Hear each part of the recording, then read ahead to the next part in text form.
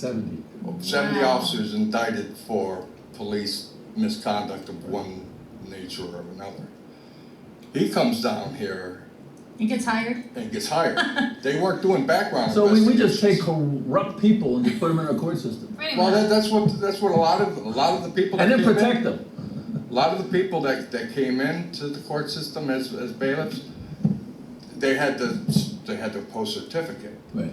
A lot of them came from other agencies that they were terminated. But We get all the for derelicts. whatever It starts that way. We get nothing, man. And- Bottom of the barrel down there. and then they come in and, once they, That's what they say about some of these family court judges. They can't make it in private, In private practice, practice. so they become a family court judge. And they make Yeah, their they're, 6-figure like- paycheck and like call Del it a day. Vecchio, who was removed from the bench, and For molestation, right? I don't know the exact reason. Of his stepdaughter. Oh my gosh. I don't know exactly Ugh. what, he was doing a lot of shady stuff. But Well, if you're molesting your stepdaughter, I wanna he know what was to do. every election cycle, he was out there. Who was a out- family court judge, may I add? Yeah. Who was out there every election cycle, and people see your name. And they see you in Stupid voters. That happens Well, every they're single. uneducated. Yeah, that's why we have to educate him on the show. I see his name on the sign. Oh yeah, I've heard of him before. Yeah, I'll vote for him. Or exactly. So Right. can I ask Name something? recognition. Because Sure. I've been sitting here holding on to this paperwork for about an hour now. Do you want to explain it to me? That one right up on top? The one right in my hand. Okay, now, one of the reasons, okay, I in was this piece of paper, and it's an employee performance report, it's all 5 stars. I don't want to be, if you want to read it on there, you can. But it's- About you. Yeah, how I was mentoring the You were younger stellar. officer. You were stellar. I huh? would, He was a I would stud. never go near Stella. He was a stud. It sounds But- like it. When I was asked to fill in for the sergeant at the time, when I went administrative, she was on vacation, they made me acting sergeant. Oh, remember that. I came in, caught him having sex Where? Right. in his office. Where's his office? I didn't catch him, I overheard what I perceived to be sexual It must, activity. did they have a TV in the room? maybe? No, that was Was an it on their office. computer, maybe to watch No, porn, no? no, Steve, come on, this is. I'm just trying to play devil's advocate. Right. But Steve. Trying to give him the benefit of the doubt. When I brought the complaint to the Director of Human Resources, Ed May, Right?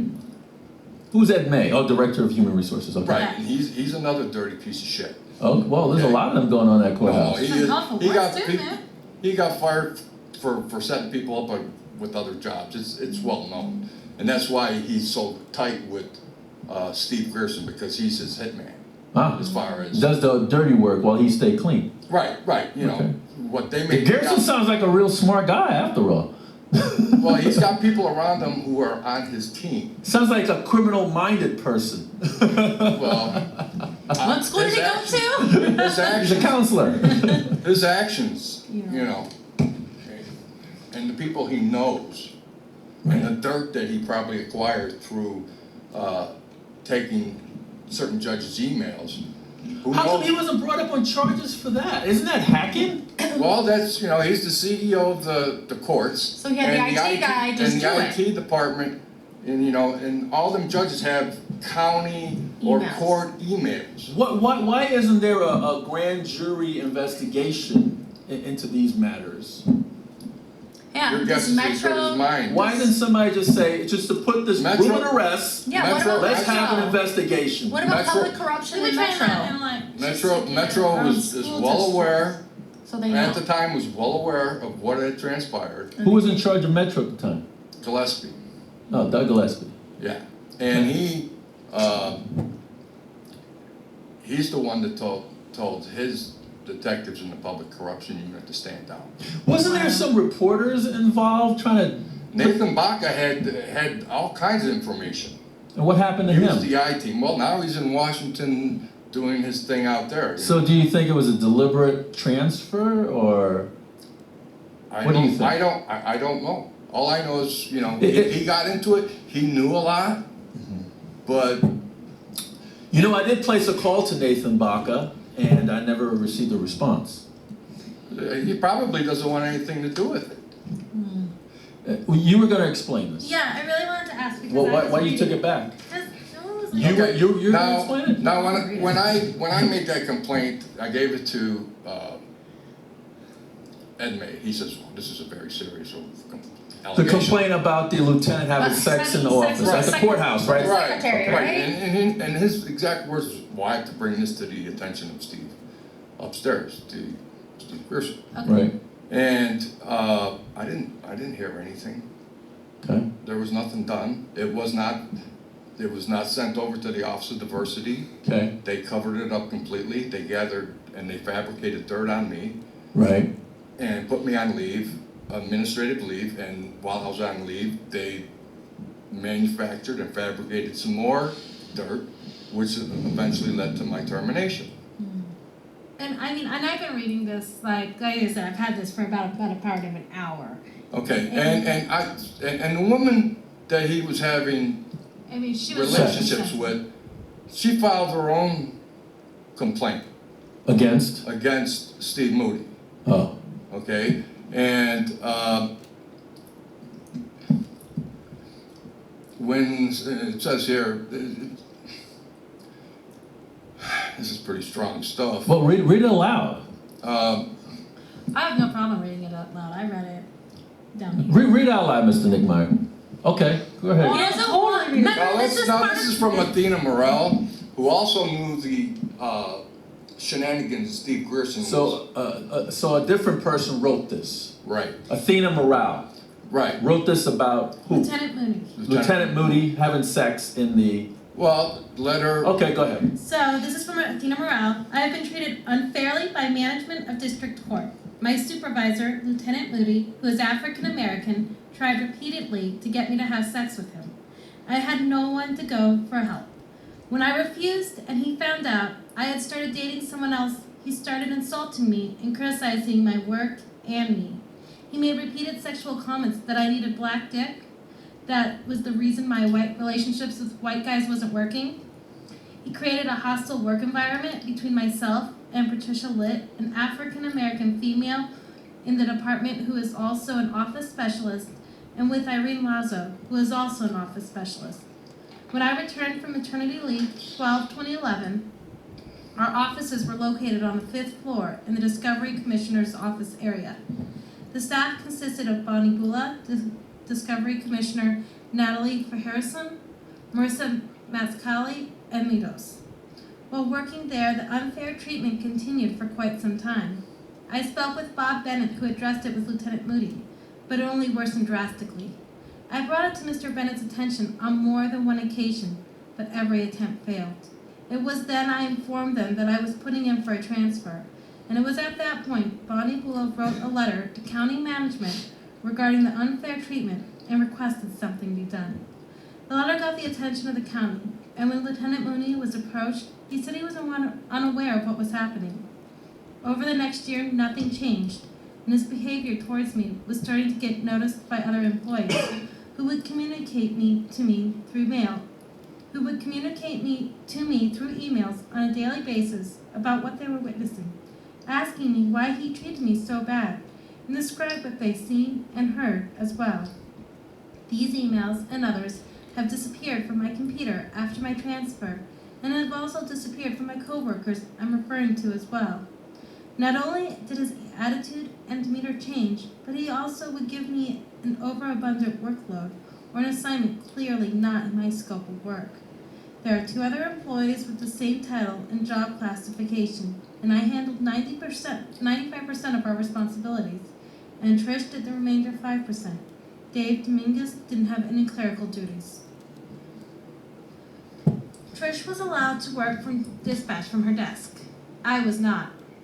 She has not had to work dispatch for over a year, but I was forced to work dispatch for half my shift, 6:30 to 11, then lunch, and the remainder 11:30 to 3 o'clock for my clerical duties. Before I could leave dispatch, I had to call and ask permission from Lieutenant Moody, who would then call Trish and ask if it was feasible for her at that time. If I forgot to call Lieutenant Moody, he wasn't reachable, and I left. I was scolded and warned not to leave without permission. Lieutenant Moody even noted it on my last evaluation. If Trish was needed in dispatch, a marshal was pulled off their duties to cover dispatch so she didn't have to. If she didn't have to go into dispatch, she refused and would do it from her desk, where she couldn't monitor alarms, doors, panic alarms, control doors, etc., and Lieutenant Moody allowed it. Several complaints were filed against Trish by Lisa Colga, judges, marshals, employees in human resources, and judicial executive secretaries for her lack of response or attentiveness when someone refused assistance or for her rude, inappropriate comments and attitude. But Lieutenant Moody refused to do anything about it.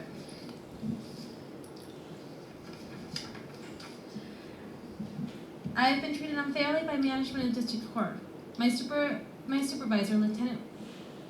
Oh, it's the same thing. Yeah, It's same like- thing. I just want to. Okay, yeah, that's just So now it's not just you. well, see what happened Same to her, stuff. she got transferred and eventually was terminated.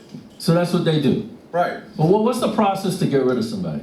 Well, what they did with me was they put me on administrative leave, and they come back at me with this officer unbecoming stuff, you know, Right. where I'm making comments to one employee who, at the time, you know, I was just helping him to learn the system and learn, you know, what not to say and who not to say it to.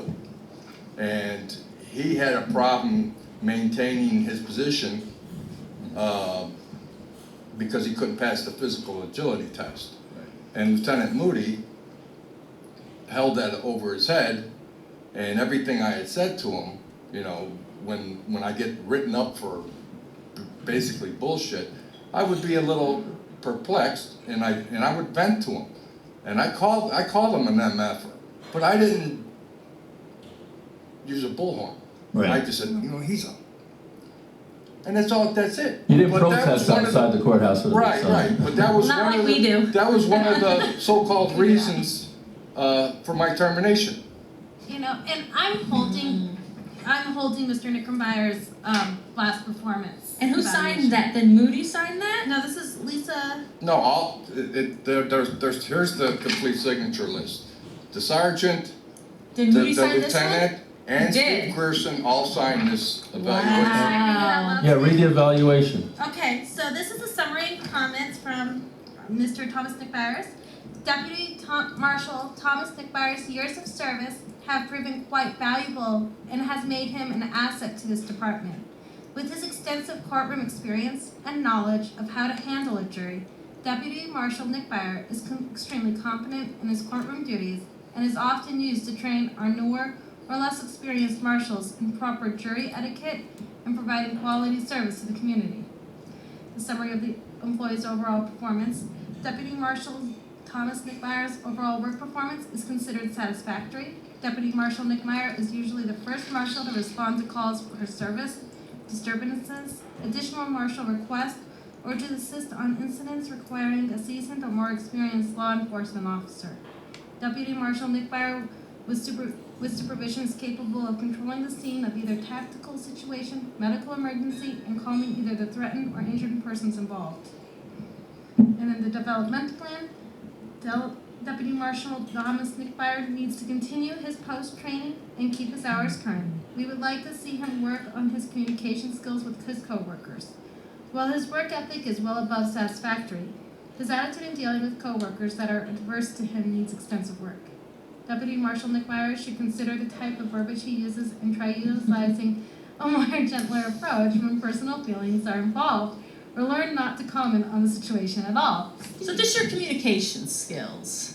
That's Right. all I do. But everything else Like I is- said, I call a is spade a spade. stellar. Right. When an officer Right. sits there, classic example, you're at the gate, you're at the scanner, and a girl comes in who's dressed like a stripper.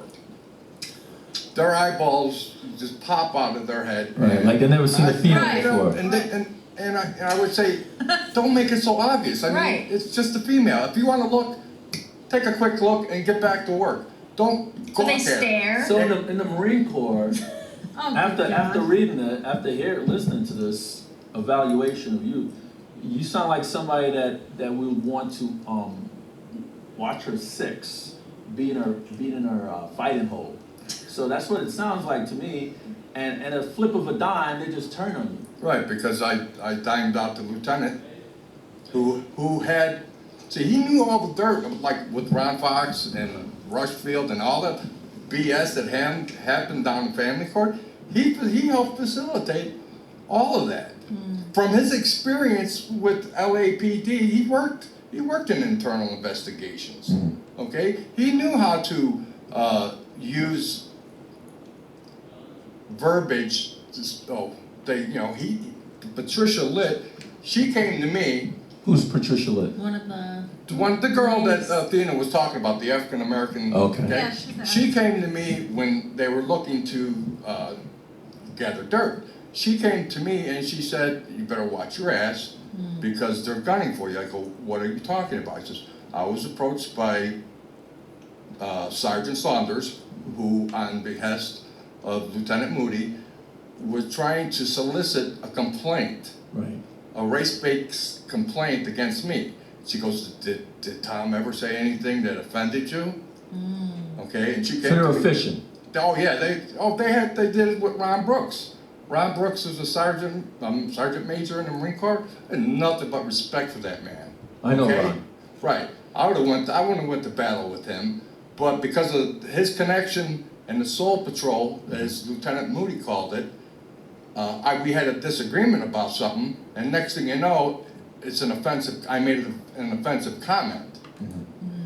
Okay, and the comment I made was not offensive, but they made it sound like it was offensive. Like they put a spin on it. Who's Chris O'Connor? Chris O'Connor, she is it's a an female. right, she's the 8th Judicial District Court office. She works directly underneath Steve Gerson. Okay. And she's the one that was working privately for him. Right, she would be, you know, the lieutenant at the time would ask for certain information because for some reason they made the civilian the contact point for Post, who oversees our certificates. Can't even say it. We were supposed to recertify every year, 24 hours, and she was put in charge of that. And the lieutenant would ask for certain information, and she would respond by saying, "Not now, I'm too busy." You know, this is something that to me is serious. Right. And there was other sources that told me that yes, she would be working on his little side project while on duty, while working, getting paid by the county, using county resources, office equipment, paper supplies, all that. Not even just for time, but Resources. Resources. They would use their copy machines. They would use supplies, any kind of office supplies. and this is to take care of Steve Gerson's private counseling business on the side. Right. Right. that he's Yeah. not supposed to be doing as a conflict of interest. Well, I'm just saying. I conflict of interest. I would call it criminal fraud, Yeah. Embezzlement? embezzlement. What would you, if the district attorney was right here, well, what would you say to him? Hi, Steve. Haven't seen you in a long time. I hold Steve in high regard. When I was going through my little battle, I tried to subpoena some of the information under 289, Which is 289 Peace Officers Bill of Rights. You know, when they're going to use something to discipline a peace officer, they have to come and have a formal hearing. They have to provide all the documentation that they're going to present, witness statements, everything. And during my step 1 hearing, none of it was provided. Right. Right? So, through my attorney at the time, tried to get that information from the Office of Diversity. And that's when Mr. Wolfson, through one of his deputies, said that it was, I wouldn't say national security, but it was privileged information, and somehow if by releasing that information to my attorney would have caused irreparable harm to the court system. Let me be more specific. I want to know, what would you tell the DA if he was right here about Steve Gerson, the CEO of the 8th Judicial District? What would you tell him I would for him say to that- get an investigation going into this matter? I would say that he would need to take a hard look, follow the money, okay? There's a website, you know, the Secretary of State website, have his investigators investigate. But I think that, you know, most of that falls to Metro. They have a public corruption unit or a political corruption unit, Right. whatever it is. It must be very bored with all the political corruption that never gets taken care of here. Well, they're you know, they investigate and they can make recommendations, but, you know, then they submit their reports to the DA, and the DA makes the decision whether to go forward. Is it true that the Las Vegas Justice Court is the ones that makes the money, and they're the ones that fund the district court? Right. And how does the Justice Court make the money? Justice Court makes money via fines, through traffic, specialty courts, and other means. Justice Court has always been a great revenue maker for the county. So that's how. So Gerson allegedly took the money from Justice Court. Correct. That's how Judge Kephart got involved. That's how he became aware of it. Okay. I don't know specifically how he became aware of it, but sitting as a JP, he would be privileged in judges' meetings. They all knew. So you're saying at the time, what year was this? You said 2009 to 2013. Somewhere, I don't have. So the exact date. at between those years, all the justice of the peace knew that Steve Gerson took this $200,000. That's one of the main reasons why the courts can deconsolidate, because they consolidated their services, and when Steve Gerson got his hands on the piggy bank and misappropriated funds, they decided to deconsolidate, where Justice Court was its own entity again. And he has clearance to go and take that money. At the time he did. And there's no checks but and now- balances but system. I don't know. At the time he did, but when they deconsolidated, he couldn't put his hands into the Justice Court piggy bank. You know, Mr. Knickmeyer, what I can't understand, because there are 14 justices of the peace. I think they just got a 15th seat. At the time, there were 14 justices of the peace, and then you were talking about the district court judges that sit on the executive committee. What was it, half a dozen maybe? 3 or 4, I believe. Okay, I'm 3 or not 4, sure. and half of them are prosecutors. Were at one Were time. prosecutors at one time. Could allow somebody that's in charge of the entire courthouse, so to speak, to steal $200,000 of taxpayers' money, to use that money to fund a private entity that he's in charge of, which is a council entity, and nothing happens to this guy. And these are prosecutors. They're judges who, some of them were private attorneys, some of them were I'm defense just fathomed attorneys. that this guy could get away with it, and then you say that he stole emails from the district court. How much dirt, Steve Gerson? I gotta ask you, buddy. How much dirt do you have on these judges that they won't prosecute you for theft? I mean, you stole a lot of money. And then use the county employee and resources for his business. Right, yeah. He went into their emails, got whatever information that he could use to pressure district court judges to back off. You know what? All you did for me, Mr. Knickmeyer, is telling me that I'm on the right path. Right. To keep doing what I'm doing, He affirmed keep going everything. after these Yeah. judges because they're dirty. Something has to. Not all of them. Not all of them. Not all of Never them. say that. Not all of them, but because I have some very good friends that are judges And lawyers. and lawyers. Not all of them, but we need to rid ourselves of the dirty ones. Yes. So the good ones won't look bad. Yes. Right, we need But to see, do that. the only way you could do that is through voting. And the voters in this jurisdiction Are not educated. Educated. educated as to the backgrounds Well, of these candidates. And it's something that you work, and that we on the show work really hard to To change, inform. is to let them know, these are your judges, and these are what your judges are doing. Well, apparently there's no checks and balances in that courthouse. That's exactly what I've been asking. And they've been bringing, they hire leftovers of people that can't We get a job get anywhere like else. the Joe Dirts. Could you in 15 seconds sum it up for a close, please? About Steve Gerson. A close about whatever. Just close us first. Well, the last time I was in the RJC was with you. I was observing some of the court proceedings. And a week later, I get a call saying that Tom Newsom, who's in charge of security, tried to classify me as a terrorist. What? You look like a very terrorist. Right. Yeah. And that I shouldn't be allowed into the courthouse because I might do something.